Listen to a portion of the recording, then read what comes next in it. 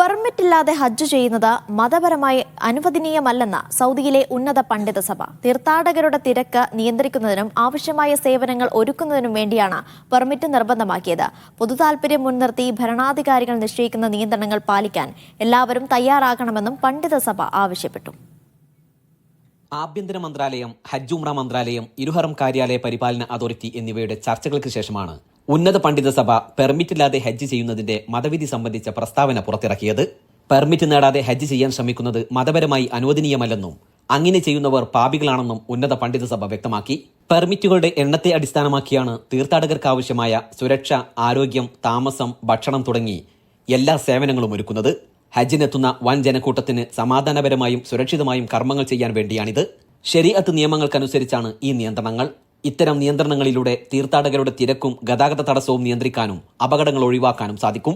എന്നാൽ പെർമിറ്റില്ലാതെ തീർത്ഥാടകർ ഹജ്ജിനെത്തുന്നതോടെ അധികൃതരുടെ കണക്കുകൂട്ടലുകൾ തെറ്റാനും നിയന്ത്രണങ്ങൾ നഷ്ടപ്പെടാനും കാരണമാകും. ഇത് വൻ ദുരന്തത്തിലേക്ക് വഴിവെക്കുമെന്നും അധികൃതർ ചൂണ്ടിക്കാട്ടുന്നു. പൊതു താൽപര്യം മുൻനിർത്തി ഭരണാധികാരികൾ നിശ്ചയിക്കുന്ന ഇത്തരം നിയന്ത്രണങ്ങൾ പാലിക്കാൻ എല്ലാവരും തയ്യാറാകണമെന്നും പണ്ഡിത സഭ പുറത്തുവിട്ട പ്രസ്താവനയിലൂടെ ആവശ്യപ്പെട്ടു. Media 1, Jeddah.